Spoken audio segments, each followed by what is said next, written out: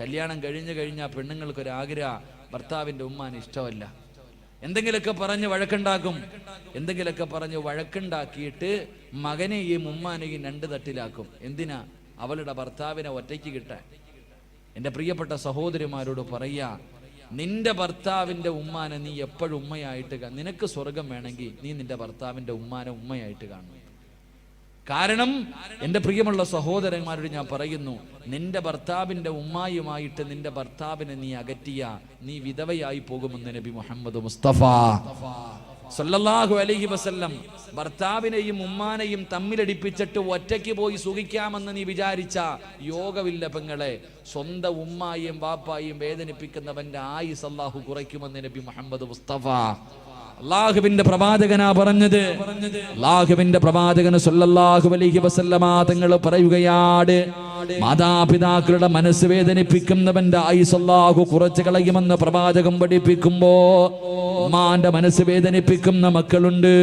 എന്റെ പ്രിയമുള്ളവരെ, കഴിഞ്ഞ മാസമുണ്ടല്ലോ, അല്ലാഹുവേ, ഞാൻ ഭക്ഷണം കഴിക്കാൻ ഒരു വീട്ടിലേക്ക് കടന്നു ചെന്നപ്പോ ഒരുമ്മയെ കണ്ടോ.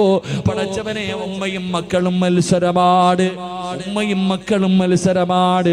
എന്റെ ചെറുപ്പക്കാരന്റെ കയ്യിൽ പിടിച്ചിട്ട് പറഞ്ഞു, ഉസ്താദേ, എന്റെ ഉമ്മയ്ക്ക് വേണ്ടി ദുആ ചെയ്യണം. എന്റെ ഉമ്മയ്ക്ക് ക്യാൻസർ ആണ്. ഉമ്മയുടെ വയറിനകത്ത് മുഴ എന്തോ വന്നിട്ട് കുടലിലോ എന്തോ ക്യാൻസറാ ഉമ്മയ്ക്ക് അറിയില്ല ഉസ്താദേ. ഉമ്മയ്ക്ക് വയറുവേദനയാണെന്നാ ഞങ്ങൾ പറയണത്. ഉമ്മയ്ക്ക് അത് അറിയാത്തത് കൊണ്ടാ ഉമ്മ ഇങ്ങനെ ചിരിച്ചും കളിച്ചും ഇരിക്കുന്നത്. ഞങ്ങൾ ആരും പറഞ്ഞിട്ടില്ല, ഞങ്ങൾ ആരെയും അറിയിച്ചിട്ടില്ല. അതുകൊണ്ട് ഉസ്താദ് ഞങ്ങളുടെ ഉമ്മയ്ക്ക് വേണ്ടി ദുആ ചെയ്യണേ. അല്ലാഹുവേ, ഞാൻ സന്തോഷിച്ചു പടച്ചോനെ, ഇതുപോലെ രണ്ട് മക്കള്, ഉമ്മാനെ ഇത്രയും സ്നേഹിക്കുന്ന രണ്ട് മക്കള്. ഇറങ്ങാൻ സമയമായപ്പോ ഉമ്മ എന്നോട് പറഞ്ഞു, മോനെ, ഉസ്താദിനെ ഒന്ന് വിളിക്ക്, എനിക്കൊന്ന് സംസാരിക്കണം. അല്ലാഹുവേ പടച്ചവനെ, ഞാൻ ഉമ്മയുടെ റൂമിനകത്തേക്ക് കയറി ചെന്നു. ഉമ്മ മക്കളോട് രണ്ടുപേരും പറഞ്ഞൊന്ന് വെളിയിൽ പോകാൻ. ഉമ്മയെന്ന് പറഞ്ഞ ആരെന്നറിയോ? പഠിച്ചോ? രണ്ട് മക്കളോടും വെളിയിൽ പോകാൻ പറഞ്ഞു. കഥകൊന്ന് അടയ്ക്കുമോനെ. ഞാൻ ആ ഉമ്മാന്റെ ചാരത്ത് പോയിരുന്നു. ക്യാൻസർ രോഗമല്ലേ, ഉമ്മായിക്ക് അറിയില്ലല്ലോ. ഞാൻ അടുത്ത് പോയിരുന്നപ്പോ ആ ഉമ്മ എന്നോട് പറയുക, ഉസ്താദേ, എനിക്ക് വേണ്ടി ഒന്ന് ദുആ ചെയ്യണം. എൻ്റെ മക്കൾക്ക് ബാധ്യതയായി കിടക്കാൻ എനിക്ക് ആഗ്രഹമില്ല. എനിക്ക് ക്യാൻസർ ആണെന്ന് എൻ്റെ മക്കൾക്ക് അറിയുന്നതിന് മുമ്പേ എനിക്കറിയാം ഉസ്താദേ. എന്നിട്ട് പറയാ, എനിക്ക് ക്യാൻസർ ആണെന്ന് എൻ്റെ മക്കൾക്ക് അറിയുന്നതിന് മുമ്പേ എനിക്കറിയാം. അവര് വിചാരിച്ചിരിക്കുന്നത് എനിക്കറിയില്ല എന്നാ. അതുകൊണ്ട് ആ മക്കള് സന്തോഷത്തോടെ നടക്കുന്നത്. എനിക്ക് ക്യാൻസർ ആണെന്ന് ഞാൻ അറിഞ്ഞു എന്ന് എൻ്റെ മക്കൾ അറിഞ്ഞ അവരുടെ കണ്ണ് നിറയുമല്ലോ. എൻ്റെ മക്കൾക്ക് വേണ്ടി ഉസ്താദ് ദുആ ചെയ്യണേ എന്ന് പറഞ്ഞപ്പോ, ഉമ്മ എന്ന് പറഞ്ഞാൽ അതാ.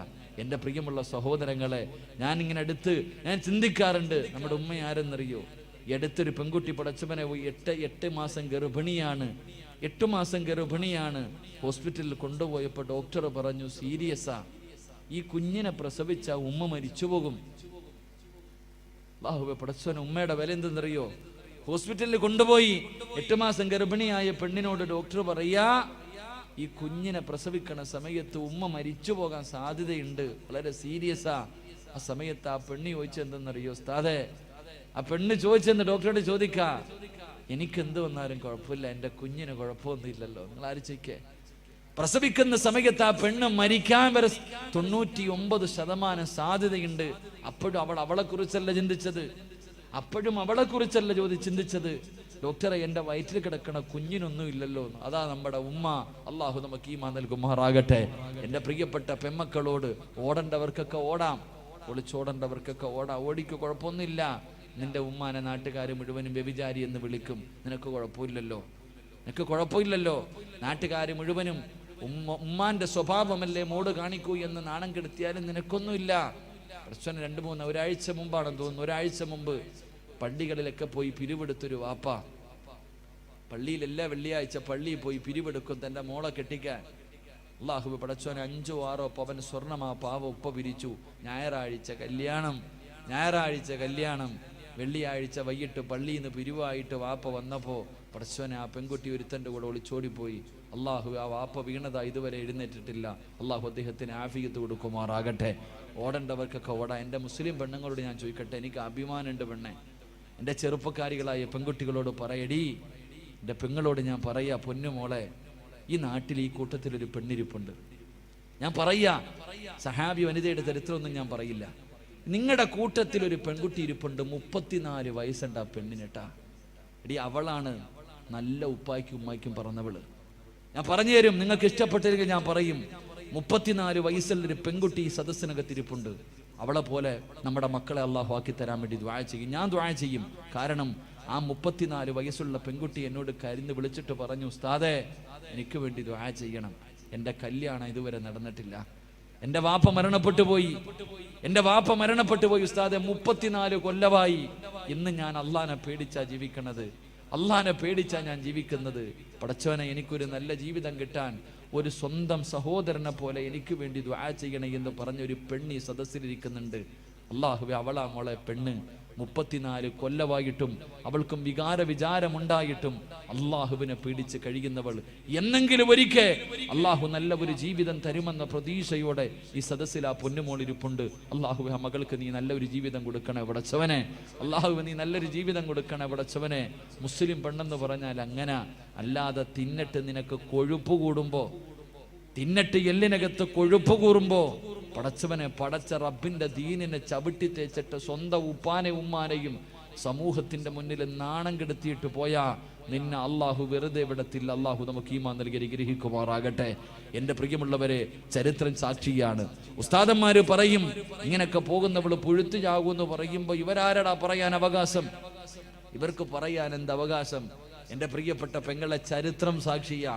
ഉമ്മയുടെ മനസ്സ് വേദനിപ്പിച്ചാൽ എന്റെ പ്രിയമുള്ള സഹോദരിമാരോട്, ലാഹുവേ, ഈ സദസ്സിലിരിക്കുന്ന ഏതെങ്കിലും ഒരു പെൺകുട്ടി, ലാഹുവേ, ഉപ്പയും ഉമ്മയുടെയും മനസ്സ് വേദനിപ്പിക്കുന്ന ഏതെങ്കിലും ഒരു പൊന്നുമോളോ മോനോ ഈ സദസ്സിലുണ്ടെങ്കിൽ ഈ ദുനിയാവിൽ വെച്ച് നിനക്ക് കിട്ടും പെണ്ണ്. ഈ ദുനിയാവിൽ വെച്ച് തന്നെ അള്ളാഹു നിനക്ക് ശിക്ഷ തരും പെണ്ണ്. എന്റെ പ്രിയമുള്ള സഹോദരാ, ഫദൽ എന്ന് പറയുന്ന ഒരു ചെറുപ്പക്കാരന്റെ ചരിത്രം കാണാ. ഫദൽ എന്ന് പറയുന്ന ഒരു ചെറുപ്പക്കാരനുണ്ട്. അല്ലാഹുവേ, പടച്ചവനെ, ഉമ്മ മാത്രമേ ഉള്ളൂ. ഫദൽ എന്ന് പറയുന്ന ചെറുപ്പക്കാരൻ ഒരു ദിവസം കൂട്ടുകാര് മുഴുവനും പറഞ്ഞു, ഫദലേ, ഞങ്ങളെല്ലാവരും മക്കയിൽ പോകുകയാ, ഞങ്ങളെല്ലാവരും കഅബ കാണാ പോവുകയാ. ഫദലേ, നീ കൂടെ ഞങ്ങളുടെ കൂടെ വരുന്നു. ഫദൽ എന്ന് പറയുന്ന ചെറുപ്പക്കാരൻ പറഞ്ഞു, ഞാൻ എൻ്റെ ഉമ്മയോട് ചോദിക്കട്ടെ. ഫദൽ എന്ന് പറയുന്ന ചെറുപ്പക്കാരൻ വീട്ടിൽ ചെന്നിട്ട് തന്റെ ഉമ്മയോട് ചോദിച്ചു, ഉമ്മ, അല്ലാഹുവിന്റെ കഅബ കാണണമെന്ന് വല്ലാത്ത ആഗ്രഹമോ, എന്റെ കൂട്ടുകാർ മുഴുവനും കഅബ കാണാ പോവുകയാണ്, ഞാനും കൂടെ പോകട്ടെ ഉമ്മ, ഉമ്മ പറഞ്ഞു, മോനെ ഫദിലേ, നീ പോയാൽ എനിക്ക് ആരാണടാ ഉള്ളത്? എനിക്ക് ഭക്ഷണം തരാ, എന്റെ കാര്യങ്ങൾ നോക്കാൻ ആരുമില്ലല്ലോ. എന്റെ പൊന്നുമോര് പോകണ്ട എന്ന് ഫദൽ എന്ന് പറയുന്ന മകനോട് പറയുമ്പോ കൂട്ടുകാരുടെ മുന്നിൽ ചെന്നിട്ട് പറഞ്ഞു, എന്റെ ഉമ്മ എനിക്ക് അനുവാദം തന്നില്ല. കൂട്ടുകാര് മുഴുവനും കളിയാക്കുകയാണ്. അല്ലാഹുവിന്റെ കഅബ കാണാൻ പോലും നിന്റെ ഉമ്മ നിനക്ക് അനുവാദം തരുന്നില്ലല്ലോ. കൂട്ടുകാര് മുഴുവനും കളിയാക്കിയിട്ട് അവിടെ നിന്ന് നടന്നു പോവുകയാണ്. ഫദൽ എന്ന് പറയുന്ന ചെറുപ്പക്കാരൻ തന്റെ വീട്ടിലേക്ക് കടന്നു വന്നു. പിന്നെയും ഉമ്മയോട് ചോദിച്ചു, ഉമ്മ, അല്ലാഹുവിന്റെ കഅബ കാണാ പോകട്ടെ? ഉമ്മ പറഞ്ഞു, വേണ്ട മോര്. ഫദൽ എന്ന് പറയുന്ന ചെറുപ്പക്കാരന് വല്ലാത്ത ദേഷ്യം തോന്നി. അവസാനം ഉമ്മയുടെ അനുവാദം ചോദിച്ചില്ല. കഅബയിലേക്കല്ലേ പോകുന്നത്, അല്ലാഹുവിന്റെ ഭവനത്തിലേക്കല്ലേ പോകുന്നത്. ഫദൽ എന്ന് പറയുന്ന ചെറുപ്പക്കാരന് തന്റെ ഉമ്മയുടെ അനുവാദം ചോദിക്കാതെ വീട് വിട്ടിറങ്ങുകയാ. മക്കയിലേക്ക് കഅബ കാണാ പോവുകയാ. ഇങ്ങനെ പോകുമ്പോ മനസ്സിനകത്തൊരു സമാധാനമില്ല. കൂട്ടുകാരുടെ കൂടെ എത്താനും കഴിയുന്നില്ല. ഉമ്മയുടെ പൊരുത്തമില്ലാതാണ് ഇറങ്ങി വന്നത്. മനസമാധാനം കിട്ടാതെ വന്നപ്പോ അവിടെ നിന്ന് ചിന്തിച്ചു, അല്ലാ, ഒന്ന് 2 റക്അത്ത് നിസ്കരിക്കാമല്ലോ പടച്ചവര്, നിസ്കരിച്ചാ മനസമാധാനം കിട്ടുമല്ലോ. ഫദ്ലെന്ന് പറയുന്ന ചെറുപ്പക്കാരന് ഒളിവെടുത്തിട്ട് പള്ളിക്കകത്ത് കയറിയിട്ട് 2 റക്അത്ത് നിസ്കരിക്കുകയോ. നിസ്കാരം കഴിഞ്ഞിട്ട് വെളിയിലേക്ക് ഇറങ്ങുമ്പോ നാട്ടുകാർ മുഴുവനും പള്ളിയിലേക്ക് ഓടി വരികയാണ്. കാരണം എന്തെന്നറിയുമോ? ആ നാട്ടിൽ വലിയ ഒരു മോഷണം നടന്നു. കള്ളനോടിയത് പള്ളിയുടെ ഭാഗത്തേക്കാട്. ഫദ്ലെന്ന് പറയുന്ന ചെറുപ്പക്കാരനാണ് കള്ളനെന്ന് കരുതിയിട്ട് നാട്ടുകാർ മുഴുവനും തല്ലുകയോ, കൈകാല് കെട്ടുകയാണ്. എന്നിട്ട് എന്തേ ചെയ്തതെന്നറിയുമോ? ഇവന് ഒരിക്കലും മോഷ്ടിക്കാൻ പാടില്ല. ഇനി ഒരിക്കലും ഇവന് മോഷ്ടിക്കാൻ പാടില്ല. 2 കൈയും വെട്ടി മുറിക്കുകയാ, 2 കാലും വെട്ടി മുറിക്കുകയാ, 2 കണ്ണും ചൂടുന്നെടുക്കുകയോ. ഇവന് ഒരിക്കലും ഇനി മോഷണം നടത്താൻ പാടില്ല. അവന്റെ കണ്ണ് ചൂടുന്നെടുത്തു, കൈകാലുകൾ വെട്ടിമുറിച്ചു. എന്നിട്ടൊരു കമ്പിന്റെ മുകളിൽ കെട്ടിയിട്ട് ഇങ്ങനെ കൊണ്ടുപോകുമ്പോ ജനങ്ങൾ വിളിച്ചു കള്ളാ. എല്ലാവരും കള്ള എന്ന് വിളിച്ച് കളിയാക്കുമ്പോ പറയുന്ന ചെറുപ്പക്കാർ, ഫദ്ലെന്ന് പറയുന്ന ചെറുപ്പക്കാർ അവിടെ നിന്ന് കരഞ്ഞുകൊണ്ട് വിളിച്ചു പറഞ്ഞു, എന്നെ കള്ള എന്ന് വിളിക്കല്ലേ, എന്നെ കള്ള എന്ന് വിളിക്കല്ലേ. ഞാൻ കള്ളരല്ല. എന്റെ ഉമ്മയുടെ മനസ്സ് വേദനിപ്പിച്ചത് അല്ലാഹു എനിക്ക് തന്ന ശിക്ഷയാ. എന്റെ ഉമ്മയുടെ മനസ്സ് വേദനിപ്പിച്ചതൊരു പടച്ചറപ്പ് എനിക്ക് തന്ന ശിക്ഷയാ. എന്റെ പെങ്ങള് അവസാനം കൊണ്ടുവന്ന് മരുഭൂമിയിൽ വലിച്ചെറിയുകയോ. അവിടെ നിന്ന് മരണത്തോട് മല്ലടിക്കുമ്പോ ഫദ്ലെന്ന് പറയുന്ന ചെറുപ്പക്കാരൻ ആ മരുഭൂമിയിൽ കിടന്ന് യാചിക്കുന്നു, ആരെങ്കിലും എന്റെ ഉമ്മയുടെ മുന്നിലൊന്ന് കൊണ്ടുപോകുവോ? മരിക്കുന്നതിന് മുമ്പ് എന്റെ ഉമ്മയുടെ വീടിന്റെ മുന്നിൽ എന്നെ ഒന്ന് കൊണ്ടുപോകുവോ? ഒന്ന് പൊരുത്തം ചോദിക്കാരാ, എന്റെ ഉമ്മയോടൊന്ന് പൊരുത്തം ചോദിക്കാരാ. മരണത്തിന്റെ വേളയിൽ പടച്ചവരെ വടിയിൽ കിടന്ന് യാചിക്കുന്നത് കണ്ടപ്പോ ഏതോ യാത്രക്കാര് പറഞ്ഞ അടയാളം വെച്ചൊരു വീടിന്റെ മുന്നിൽ കൊണ്ടുവന്ന് വെക്കുകയാണ്. വീടിന്റെ മുന്നിൽ കൊണ്ടുവച്ചു. പടച്ചറപ്പേ വാതില് തുറന്നിട്ടൊരു ഉമ്മ ഇറങ്ങി വരികയാണ്. ആ യാത്രക്കാര് ചോദിച്ചു, ഉമ്മ ഈ കിടക്കുന്ന ചെറുപ്പക്കാരനെ അറിയുമോ ഉമ്മ?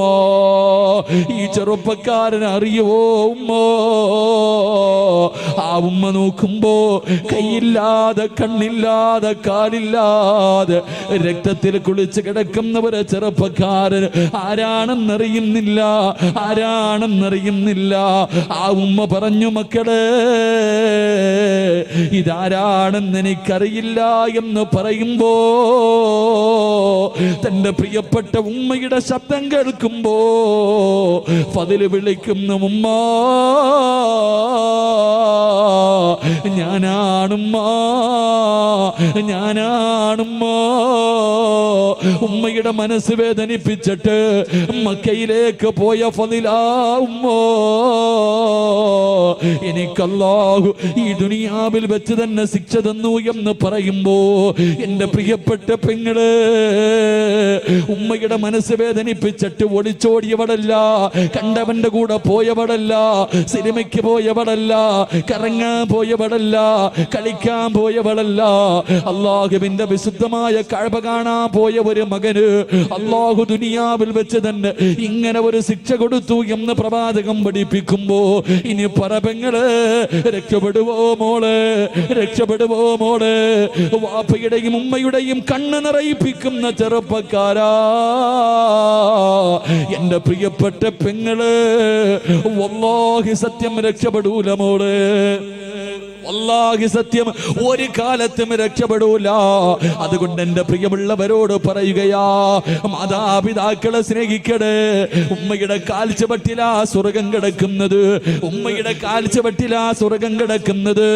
അല്ലാഹുവേ എന്റെ പ്രിയപ്പെട്ടവരെ, നമ്മുടെ മാതാപിതാക്കള് സ്വന്തം ഉമ്മാനെ ചീത്ത വിളിക്കുന്നവരുണ്ട്, ഉമ്മാനെ ചീത്ത വിളിക്കുന്നവരുണ്ട്, തല്ലുന്നവരുണ്ട്, ഉമ്മാനെ വഴക്ക് പറയുന്ന മക്കളുണ്ട്.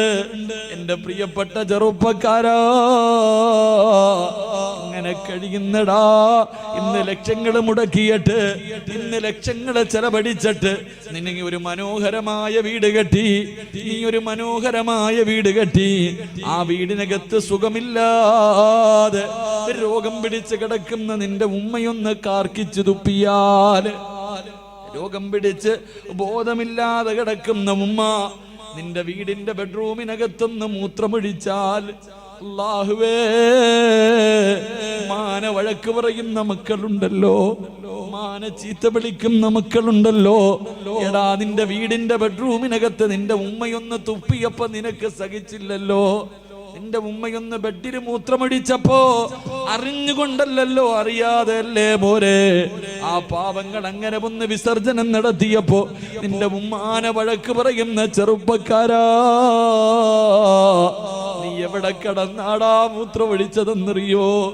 നീ എവിടെ കിടന്നാണ് മൂത്രമൊഴിച്ചതെന്നറിയോ? ഉമ്മാന്റെ നെഞ്ചത്ത് കിടന്ന് നീ എത്ര പ്രാവശ്യം മൂത്രമൊഴിച്ചടാ? നിന്റെ ഉമ്മ ബെഡിലല്ലേ കഴുകിയാ പോകുമല്ലോ. നീ ഉമ്മയുടെ ശരീരത്ത് കിടന്ന് വിസർജനം നടത്തിയില്ലേ? നീ നിന്റെ ഉമ്മ നിന്റെ വീട്ടിലെന്ന് തുപ്പിയപ്പോ നിനക്ക് വല്ലാത്ത ദേഷ്യം വന്നോ? എത്ര പ്രാവശ്യം നിന്റെ ഉമ്മയുടെ മുഖത്തുകൂടെ നീ ഛർദിച്ചടാ? ഉമ്മ വഴക്ക് പറഞ്ഞില്ലല്ലോ, സ്നേഹത്തോടെ കെട്ടിപ്പിടിച്ചതല്ലാതെ നിന്റെ ഉമ്മ ഇന്ന് വരെ നിന്നോടൊന്ന് ദേഷ്യപ്പെട്ടിട്ടുണ്ടോ? ഒരു വഴക്ക് പറഞ്ഞിട്ടുണ്ടോ? ആ പാവപ്പെട്ട ഉമ്മയുടെ ഇന്നത്തെ അവസ്ഥ എന്ത് ചെറുപ്പക്കാരാ? മോനെ, എങ്ങനെ കഴിയുന്നു ചെറുപ്പക്കാരാ? എത്ര വേദന സഹിച്ചിട്ടുണ്ടാകും മോര്. 9.5 മാസക്കാലം ആ ഉമ്മയല്ലേടാ വയറ്റത്ത് ചുമന്നുകൊണ്ട് നടന്നത്. ഒന്ന് ഭക്ഷണം കഴിക്കാൻ കഴിയില്ലല്ലോ, ഒന്ന് നടക്കാൻ കഴിയില്ലല്ലോ, ഒന്ന് കിടക്കാൻ കഴിയില്ലല്ലോ. പടച്ചിറപ്പേ, 9.5 മാസക്കാലം നിന്നെ വയറ്റിൽ ചുമന്നുകൊണ്ട് നടന്നു. മരണവേദനയുടെ വേദനയിൽ നിന്ന് പ്രസവിച്ചു. നിന്നെ പാല് തന്നിട്ട് നിന്നെ ഇത്രയും കൊല്ലം പോറ്റി വളർത്തിയില്ലേടാ. നിനക്കെങ്ങനെയാ നിന്റെ ഉമ്മയുടെ മനസ്സ് വേദനിപ്പിക്കാൻ കഴിയുന്നത്? വാപ്പയെ വേദനിപ്പിക്കാൻ കഴിയുന്നത്? കുത്തുവാക്ക് പറയാൻ കഴിയുന്നത്? എന്റെ പ്രിയമുള്ള ചെറുപ്പക്കാരാ, ഉമ്മയെ സ്നേഹിക്കുമോരെ, വാപ്പയെ സ്നേഹിക്കുമോരെ. അവര് മരിക്കുന്ന കാലം വരെ നോക്കിയാ പോര്. അവരുടെ പൊരുത്തമില്ലെങ്കിൽ നിനക്ക് രക്ഷപ്പെടാൻ കഴിയില്ല ചെറുപ്പക്കാരാ. അല്ലാഹുവേ, ഉമ്മക്ക് അല്ലാഹുവേ, പടച്ചവരെ, ഞങ്ങളുടെ ജീവിച്ചിരിക്കുന്ന മാതാപിതാക്കൾക്ക് നീ ആഫിയത്തും ദീർഘായുസ്സും നൽകണേ അല്ലാ. അല്ലാഹുവേ, പടച്ചവരെ, രോഗം പിടിച്ചിട്ട് വേദന സഹിക്കാൻ കഴിയാതെ വീടിനകത്ത് കിടന്ന് കരയുന്നത് കാണേണ്ട അവസ്ഥ തരല്ലേ അല്ലാ. അല്ലാഹുവേ, മരണപ്പെട്ടു പോയി ഞങ്ങളുടെ വാപ്പയുടെയും ഉമ്മയുടെയും ഖബർ നീ സ്വർഗ്ഗ പൂങ്കാവനമാക്കണേ അല്ലാ. അവരുടെ ഖബർ വിശാലമാക്കണേ റബ്ബേ. അല്ലാഹുവേ, സ്വർഗ്ഗത്തിന്റെ കവാടം അവരുടെ ഖബറിനകത്ത് തുറന്നു കൊടുക്കണേ അല്ലാ. അല്ലാഹുവേ,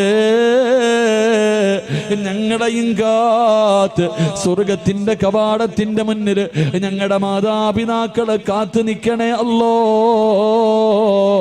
അവരെ സ്വർഗ്ഗത്തിൽ കൊണ്ടുപോകുന്ന മക്കളായി ഞങ്ങളെ നീ സ്വീകരിക്കണേ റബ്ബേ. ഈ സദസ് അതിനൊരു സബബാക്കണേ അല്ലാ. സംഘാടകർ ബക്കറ്റുമായിട്ട് നിങ്ങളുടെ മുന്നിലേക്ക് വരികയാ. മനസ്സറിഞ്ഞിട്ടൊരു സദക്ക നിങ്ങൾക്ക് വേണ്ടിയല്ല, നിങ്ങൾക്ക് വേണ്ടിയല്ല, നിങ്ങൾക്ക് ജന്മം നൽകിയ നിങ്ങളുടെ വാപ്പയ്ക്കും ഉമ്മയ്ക്കും വേണ്ടി. അല്ലാഹുവേ, 10-25 പെൺകുട്ടികളുടെ കല്യാണം നടത്തുന്ന സംഘാടകരാ, നിങ്ങളുടെ മുന്നിലേക്ക് വരുമ്പോ നിന്റെ ഉമ്മാനെ നിനക്ക് ഓർമ്മ വരണം, നിന്റെ ഉപ്പാനെ നിനക്ക് ഓർമ്മ വരണം. മരിച്ച കബറിൽ കിടക്കുന്ന ആ പാവങ്ങളുടെ ഖബറിനകത്ത് ഇന്ന് സ്വർഗത്തിന്റെ കവാടം തുറക്കണമെന്ന ഒരു നിയത്തോടെ ഒരു ജാരിയായ സദക്ക. ബിസ്മില്ലാ, എല്ലാവരും കൈകൊണ്ടെടുത്തോ. ബിസ്മില്ലാ. സ്വല്ലല്ലാഹു അലാ മുഹമ്മദ് സ്വല്ലല്ലാഹു അലൈഹി വസല്ലം. സ്വല്ലല്ലാഹു അലാ മുഹമ്മദ് സ്വല്ലല്ലാഹു അലൈഹി വസല്ലം. അല്ലാഹുമ്മ സ്വല്ലി അലാ മുഹമ്മദ് യാ റബ്ബി സ്വല്ലി അലൈഹി വസല്ലം. അല്ലാഹുവേ, ആരെല്ലാം സദഖ കൊടുക്കുന്നു അല്ലാഹുവേ, മാതാപിതാക്കളുടെ പൊരുത്തം നൽകി അനുഗ്രഹിക്കണേ പടച്ചവനെ. ജീവിച്ചിരിക്കുന്നവർക്ക് ആഫിയത്തും ദീർഘായുസ്സും നൽകണേ റഹ്മാനെ. മരണപ്പെട്ടവരുടെ ഖബറിടം നീ വിശാലമാക്കണേ അല്ലാ. ഖബറിനകത്ത് കിടന്നിട്ട് ഞങ്ങളുടെ വാപ്പയും ഉമ്മയും ഞങ്ങൾക്ക് വേണ്ടി ദുആ ചെയ്യണേ പടച്ചവനെ. ഈ സദഖ അതിനൊരു സബബാക്കണേ അല്ലാ. അല്ലാഹു കബൂലാക്കുമാറാകട്ടെ. ഞാൻ നിർത്തുകയാ. എൻ്റെ പ്രിയമുള്ള സഹോദരങ്ങളെ, മാതാപിതാക്കളെ സ്നേഹിക്കുന്ന മകൻ അല്ലാഹു കൊടുക്കുന്ന പ്രതിഫലം എന്തെന്നറിയോ? വാപ്പയെയും ഉമ്മയെയും സ്നേഹിക്കുന്ന മക്കൾക്ക് അല്ലാഹു കൊടുക്കുന്ന പ്രതിഫലം മഹാനായ നബി മുഹമ്മദ് മുസ്തഫ സല്ലല്ലാഹു അലൈഹി വസല്ലമ തങ്ങൾ അല്ലാഹുവിൻ്റെ പ്രവാചകന് സ്വർഗത്തിലൂടെ കടന്നു പോകുമ്പോൾ, അല്ലാഹുവിൻ്റെ പ്രവാചകൻ സല്ലല്ലാഹു അലൈഹി വസല്ലമ തങ്ങൾ സ്വർഗത്തിലൂടെ കടന്നു പോകുമ്പോൾ ഒരു സ്വഹാബി സ്വർഗത്തിന്റെ മധ്യഭാഗത്തൊരു കൊട്ടാരത്തിനകത്തിരുന്ന് ഖുർആൻ ഓതുകയാണ്. കൊട്ടാരത്തിന്റെ മധ്യഭാഗത്ത് ഉയരമുള്ള ഒരു സ്ഥലത്തിരുന്നിട്ടൊരു സഹാബി ഇങ്ങനെ ഖുർആൻ ഓതുന്നു. എല്ലാവരും ആ ഖുർആൻ ഓതുന്നത് ഇങ്ങനെ കേട്ടുകൊണ്ടിരിക്കുക.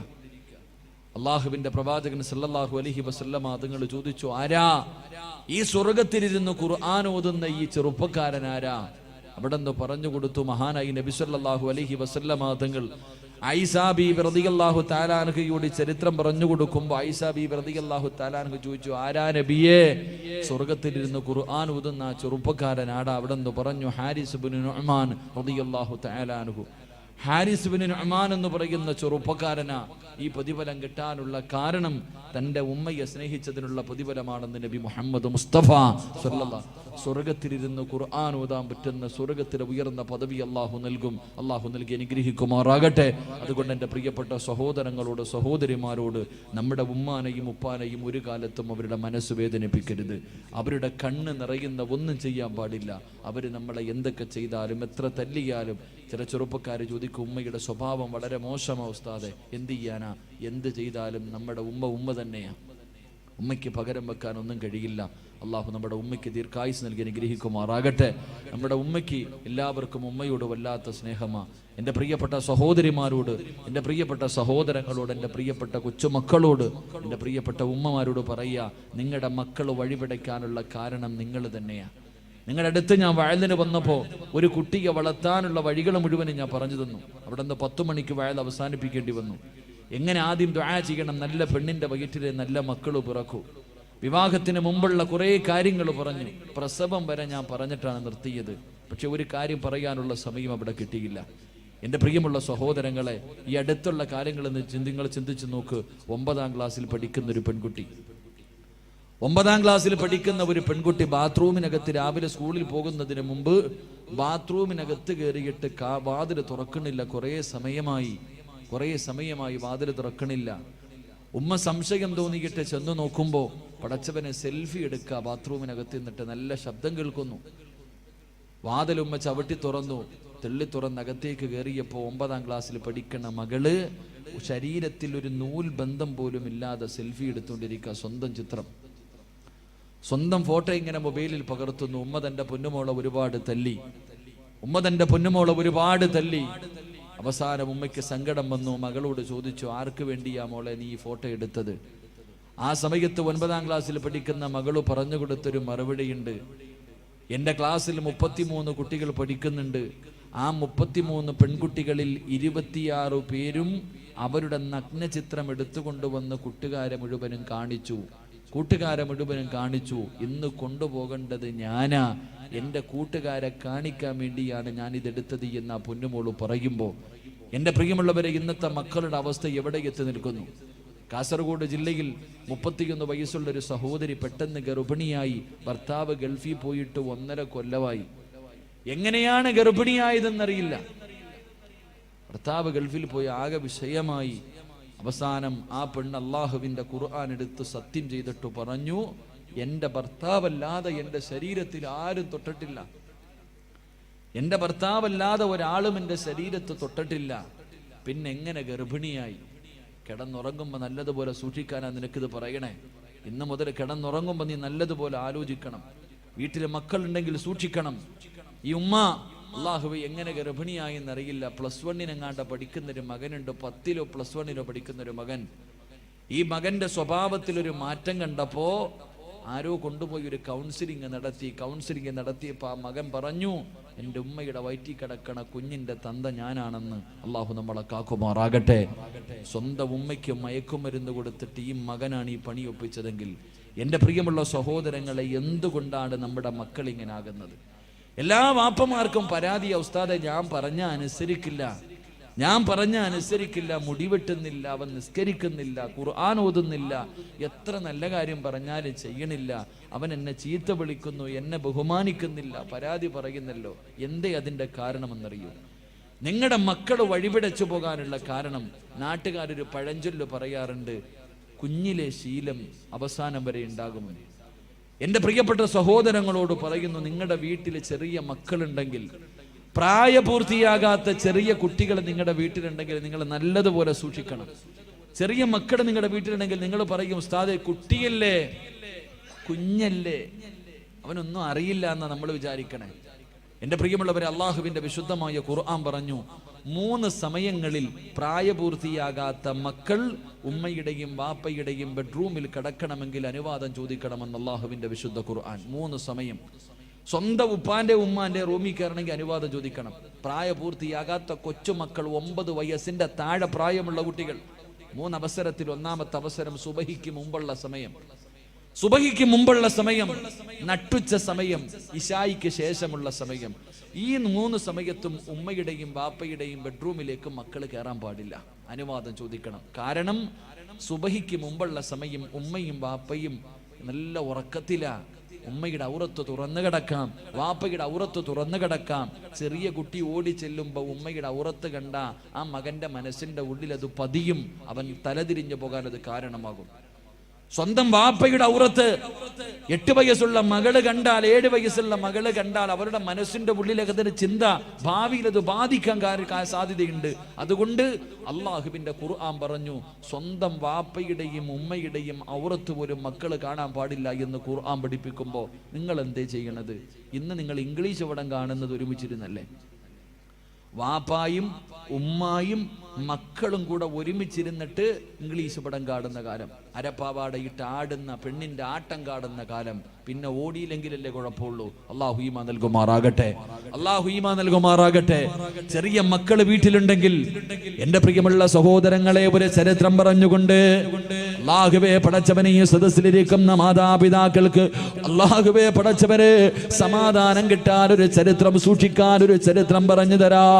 മഹാനായ ജാബിർ റളിയല്ലാഹു തആല അൻഹു, അല്ലാഹുവിന്റെ പ്രവാചകന്റെ സ്വഹാബിയാണ് ജാബിർ റളിയല്ലാഹു തആല അൻഹു. 2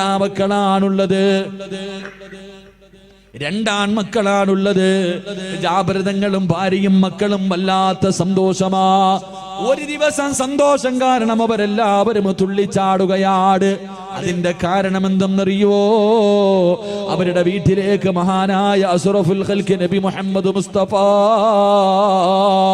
സല്ലല്ലാഹു അലൈഹി വസല്ലമ തങ്ങള്, അല്ലാഹുവിന്റെ പ്രവാചകനും സഹാബത്തും ഭക്ഷണം കഴിക്കാൻ വരികയാണ്.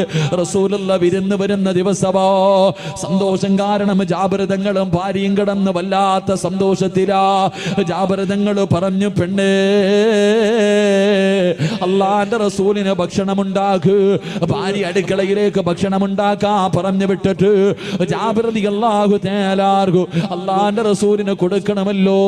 ആടിന്റെ ഇറച്ചി വല്ലാത്ത ഇഷ്ടമാണല്ലോ. ഓടി ചെന്നിട്ട് ഒരു ആടിനെ പിടിച്ച് അറുക്കുകയാണ്. ഒരാടിനെ പിടിച്ചറുത്തു.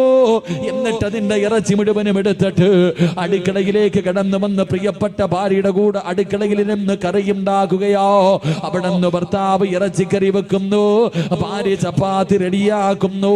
2 മക്കളെ വീടിന്റെ വെളിയിൽ നിന്ന് കളിക്കുകയാണ്. 2 പേർക്കും പ്രായപൂർത്തിയായിട്ടില്ല. അല്ലാഹുവേ, വീടിന്റെ വെളിയിൽ നിന്ന് കളിച്ചു കൊണ്ടിരിക്കുമ്പോ മൂത്ത മകൻ അനുജനോട് ചോദിച്ചു, മൂത്തവനുണ്ടല്ലോ, അനുജനോട് ചോദിച്ചു, മോനെ, വാപ്പ ആടിനറുക്കുന്നത് എങ്ങനെയാണെന്ന് കണ്ടോ? വാപ്പ ആടിനറുത്തത് എങ്ങനെയാണെന്ന് കണ്ടോ? ജേസൻ അനുജനോട് ചോദിച്ചപ്പോ അനുജൻ പറഞ്ഞു, ഇല്ലയിക്കാ, വാപ്പാടിനറുത്തത് എങ്ങനെയാണെന്ന് ഞാൻ കണ്ടില്ല. മോന് കാണണോ വാപ്പാടിനറുത്തത് എങ്ങനെയാണെന്ന് കാണണോ? അനുജൻ പറഞ്ഞു, കാണണമിക്കാ. എന്തേ ചെയ്തതെന്നറിയുവോ? എന്തേ ചെയ്തതെന്നറിയുവോ? പടച്ചറപ്പേ, വാപ്പാടിനറുത്ത കത്തിയെടുക്കുകയാണ്, വാപ്പാടിനറുത്ത കത്തിയെടുക്കുകയാ. എന്നിട്ടൊരു കയറെടുത്തു, എന്നിട്ട് തന്റെ കൂടപ്പുറപ്പിന്റെ ചാരത്തേക്ക് കടന്നു വരികയാണ്. വാപ്പാടിന്റെ കൈകാല് കെട്ടിയതുപോലെ അനുജന്റെ കൈകാല് കെട്ടുകയാ.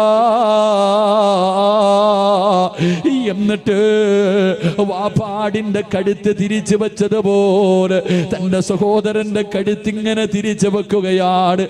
എന്നിട്ട് വാപ്പാടിന്റെ കഴുത്തിലെ കത്തി വെച്ചറുത്തല്ലോ, ആ കത്തി എടുത്തിട്ട് തന്റെ പൊന്നാര അനുജന്റെ കഴുത്തിൽ വെച്ചിട്ടറുക്കുകയാ. സുബ്ഹാനല്ലാഹ്, തന്റെ അനുജന്റെ കഴുത്തറ്റു പോവുകയാണ്. അല്ലാഹുവേ, മരണപ്രാണത്തിൽ കിടന്ന് പിടയുകയാണ്. തന്റെ പൊന്നാര അനുജനുണ്ടല്ലോ, അല്ലാഹുവേ, മരണത്തോട് മല്ലടിക്കുന്നത് കണ്ടപ്പോ, അവിടെ കിടന്ന് കൈകാലുകൾ ഇട്ടടിക്കുന്നത് കണ്ടപ്പോ, കയ്യിലിരുന്ന കത്തിയെടുത്ത് വലിച്ചെറിഞ്ഞിട്ട് ഈ പൊന്നുമോനോടുകയാ. അല്ലാഹുവേ, തന്റെ പൊന്നാര അനുജന് പിടഞ്ഞു പിടഞ്ഞു മരിക്കുന്നത് കണ്ടപ്പോ പേടിച്ച് ഈ പൊന്നുമോനോടുകയാണ്. അല്ലാഹുവേ, ഉയരമുള്ള സ്ഥലത്തേക്ക് ഓടിക്കേറുകയാ.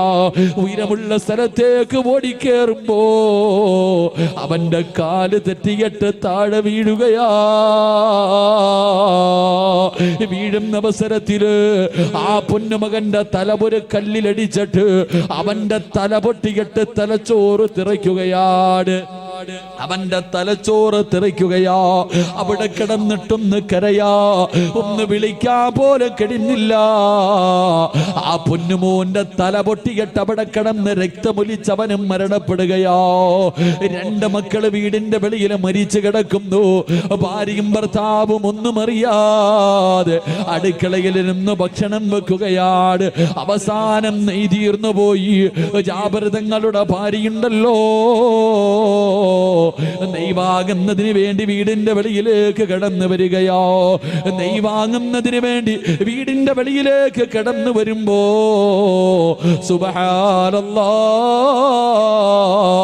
ഒരുമ്മ കാണാൻ കഴിയാത്ത കാഴ്ചയല്ലേ. രണ്ടാമത്തെ പൊന്നുപോര് തലവേറെ ഉടല് വേറ് പടച്ചവരെ മരിച്ചു കിടക്കുന്ന ഒരു രംഗമോ ആർക്കാ താങ്ങാൻ കഴിയോ? ഏതുമ്മയ്ക്കാതാകാ കഴിയോ? എന്തേ സംഭവിച്ചതെന്നറിയില്ലോ.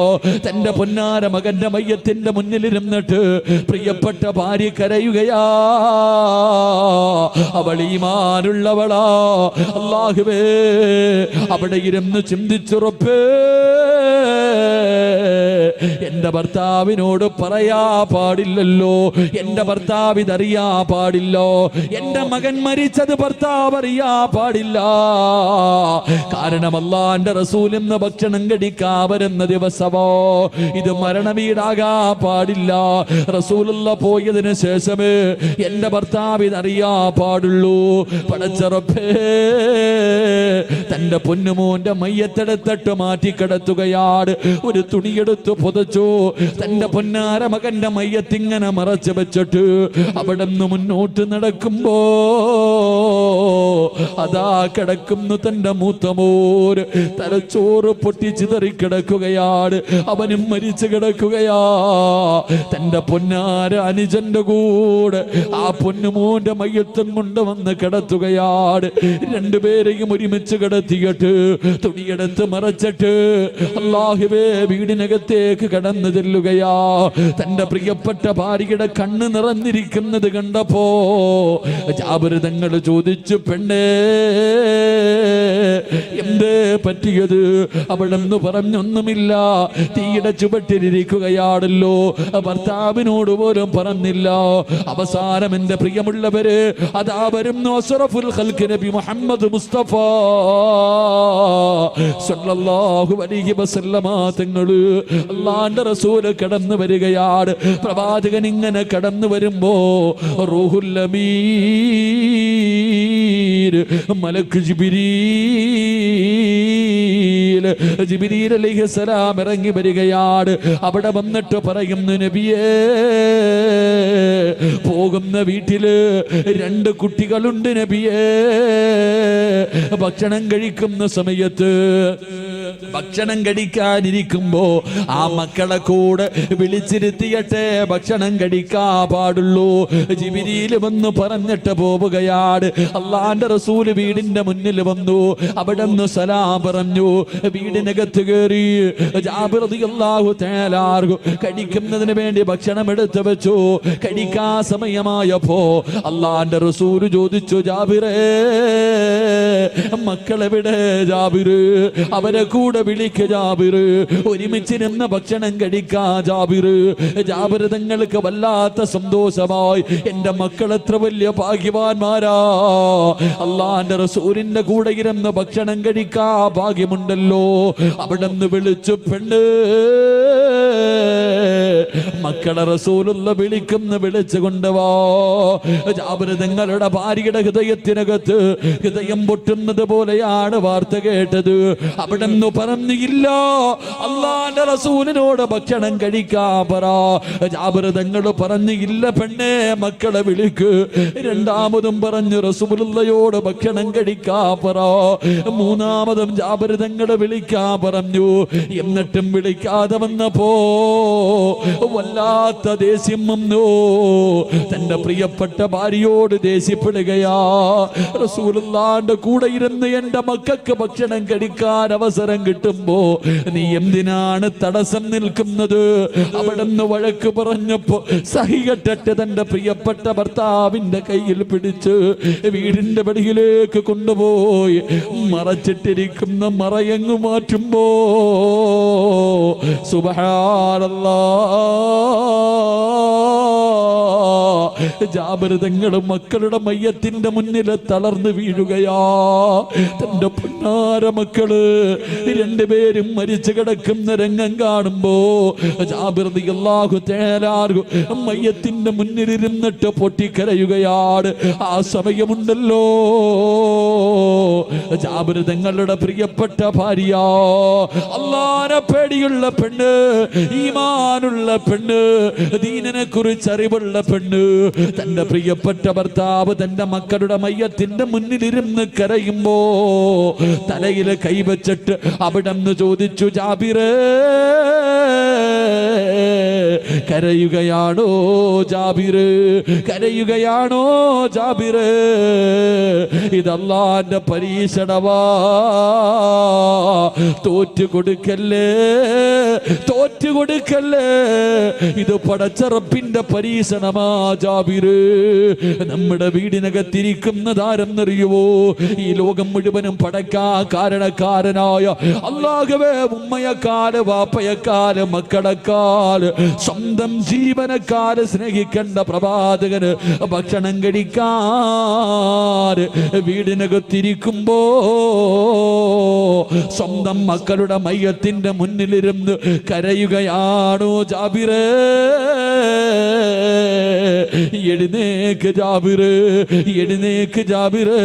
റസൂലുള്ളാഹി ഒന്നും അറിയാ പാടില്ല, പ്രവാചകനൊന്നും അറിയാ പാടില്ല. ഭക്ഷണം കടിച്ചു പോകുമ്പോഴേ പറയാ പാടുള്ളൂ. അതുകൊണ്ട് കണ്ണുനീര് തുടച്ചു കൊടുക്കുകയാണ്. തന്റെ പ്രിയപ്പെട്ട ഭർത്താവിന്റെ കണ്ണുനീര് തുടപ്പിച്ചിട്ട് ജാബിർ റളിയല്ലാഹു തആല പ്രവാചകന്റെ മുന്നിലേക്ക് പറഞ്ഞു വിടുമ്പോ ഈ ചരിത്രം എന്തിനാണ് പറഞ്ഞതെന്നറിയുമോ? അല്ലാഹുവേ, പ്രായപൂർത്തിയാകാത്ത മക്കള് നമ്മുടെ വീട്ടിലുണ്ടെങ്കിൽ നല്ലതുപോലെ ശ്രദ്ധിക്കണേ വാപ്പാ. അല്ലാഹുവേ, നല്ല കാര്യങ്ങൾ മാത്രമേ ചെയ്യാവൂ. വാപ്പ നിസ്കരിക്കുന്നത് കണ്ടു വളർന്ന മക്കൾ ഒരിക്കലും അല്ലാഹുവേ അഹങ്കാരിയാവൂല, ധിക്കാരിയാവൂല. പടച്ചവരെ, വാപ്പ ഒരു ദിവസം പള്ളിയിലേക്ക് പോകുമ്പോ അവന് കയ്യിൽ പിടിച്ചിട്ട് ചോദിക്കും, വാപ്പാ എന്നെ കൂടെ ഒന്ന് കൊണ്ടുപോകുമോ? എനിക്കും പള്ളിയിൽ വന്ന് നിസ്കരിക്കണമുപ്പാ, എന്നെ കൂടെ ഒന്ന് കൊണ്ടുപോകുമോ? വാപ്പയുടെ കയ്യിൽ പിടിച്ച് പറയുന്ന മക്കളുണ്ടാകുമുപ്പാ. എന്റെ പ്രിയപ്പെട്ട പെങ്ങളെ, എന്റെ പ്രിയപ്പെട്ട പെങ്ങളെ, നീ നിസ്കരിച്ച് ഖുർആൻ ഓതുന്നത് കണ്ടു വളർന്ന മക്കള്, അവള് നിന്റെ കൂടെ ഇരിക്കും മോളെ. അവളും ഖുർആൻ ഓതും, അവളും നിസ്കരിക്കും, അവളും നല്ല കാര്യം ചെയ്യും. പടച്ചവരെ, ഏതെങ്കിലും ഒരു ചെറുപ്പക്കാരൻ വന്ന് വിളിക്കുമ്പോ അവള് പറയുമടാ ചെറുപ്പക്കാരാ, എന്റെ ദീനന് എനിക്ക് വേണമടാ, എന്റെ ദീനാണ് എനിക്ക് വേണ്ടത്, എനിക്ക് എന്റെ റബ്ബിനെ വേണം, എന്റെ സമുദായത്തെ നാണം കെടുത്താൻ എന്നെ കിട്ടില്ലടാ. എത്ര കൊല്ലം നീ എന്റെ പുറകെ നടന്നാൽ എന്നെ വഴിപിടപ്പിക്കാൻ കഴിയില്ലടോ. ഇന്നീ അഖാഫുല്ലാ, എനിക്ക് പടച്ച റബ്ബിനെ പേടിയാടാ. അങ്ങനെ പറയുന്നവര് മക്കള് നമുക്ക് വേണ്ടി. അതുകൊണ്ട് എന്റെ പ്രിയമുള്ളവരോട് പറയുകയാ, ആദ്യം നന്നാകേണ്ടത് വാപ്പയും ഉമ്മയുമാ. ആദ്യം നന്നാകേണ്ടത് വാപ്പയും ഉമ്മയുമാ. നിങ്ങളെ കണ്ടാണ് മക്കള് വളരുന്നത്, നിങ്ങളെ കണ്ടാണ് മക്കള് പ്രവർത്തിക്കുന്നത്. അതുകൊണ്ട് എന്റെ പ്രിയമുള്ളവരോട് വാഴ്ന്നു നിർത്തുകയാ, എന്റെ പ്രിയമുള്ളവരോട് വാഴ്ന്നു നിർത്തുകയാ. എന്റെ പ്രിയമുള്ളവര്, ഏത് തലതിരിഞ്ഞു പോയ മക്കളും നന്നാകണമെന്ന് ആഗ്രഹമുണ്ടോ? മാതാപിതാക്കൾ പറഞ്ഞാൽ അനുസരിക്കാത്ത മക്കള് കാരണം കണ്ണുനീര് കുടിക്കുന്ന എത്രയോ ഉപ്പമാരുണ്ട്, എത്രയോ ഉമ്മമാരുണ്ട്. എന്റെ പ്രിയമുള്ളവര്, അള്ളാന്റെ റസൂല് പറയുകയാണ്, പരിശുദ്ധമായ ഖുർആനിലെ ഒരു സൂറത്ത് ഓതിയാൽ ഏത് വൃത്തികെട്ടവനും നന്നാകുമെന്ന് നബി മുഹമ്മദ് മുസ്തഫ അള്ളാന്റെ റസൂലാ പറഞ്ഞത്. പരിശുദ്ധമായ ഖുർആനില് ഒരു ചെറിയ സൂറത്ത് ഓതിയാൽ ഏത് വൃത്തികെട്ടവനും നന്നാകുമെന്ന് നബി മുഹമ്മദ് മുസ്തഫ സല്ലല്ലാഹു അലൈഹി വസല്ലമ തങ്ങൾ പറയുമ്പോ ഞാനൊരു സൂറത്ത് പറഞ്ഞു തരാ, ഓതിയാ കിട്ടുന്ന പ്രതിഫലം കേൾക്കണോ? ഒന്ന്, അല്ലാഹു സന്തോഷവും സമാധാനവുമുള്ള ഒരു ജീവിതം തരുമെന്ന് നബി മുഹമ്മദ് മുസ്തഫ സല്ലല്ലാഹു അലൈഹി വസല്ലമ തങ്ങൾ. രണ്ടാമത്തെ പ്രതിഫലം എന്തെന്നറിയുമോ? രണ്ടാമത്തെ പ്രതിഫലം എന്തെന്നറിയുമോ? നിന്റെ അവസാനം അല്ലാഹു നന്നാക്കി തരുമെന്ന് നബി മുഹമ്മദ് മുസ്തഫ. അവസാനം നന്നാവുകയാ, നിന്റെ അവസാന യാത്ര നന്നാവുകയാ. 3, സ്വർഗമാണ് പ്രതിഫലമെന്ന് നബി മുഹമ്മദ് മുസ്തഫ. 3 പ്രതിഫലം അള്ളാന്റെ ഖുർആനിലെ ഒരു സൂറത്ത് ഓതിയാ, ഒരു ചെറിയ സൂറത്ത് ഓതിയാ കിട്ടുന്ന 3 പ്രതിഫലമാണ്. അള്ളാഹു ഓതാനുള്ള ഭാഗ്യം നൽകുമാറാകട്ടെ, അള്ളാഹു ഓതാനുള്ള ഭാഗ്യം നൽകുമാറാകട്ടെ. ഇൻഷാ അല്ലാഹ് ഞാനൊരു ചെറിയ സൂറത്ത് പറഞ്ഞു തരാം, അത് ഓതിയിട്ട് നമുക്ക് ദുആ ചെയ്തു പിരിയാം. അള്ളാഹു ഭാഗ്യം നൽകുമാറാകട്ടെ. ഓതിയാ കിട്ടുന്ന പ്രതിഫലം എത്ര വൃത്തികെട്ടവനും നന്നാവും. ഒളിച്ചോടിയിട്ട് വിളിച്ചുകൊണ്ട് വീട്ടിനകത്ത് ഇരുത്തിയിരിക്ക, എനിക്ക്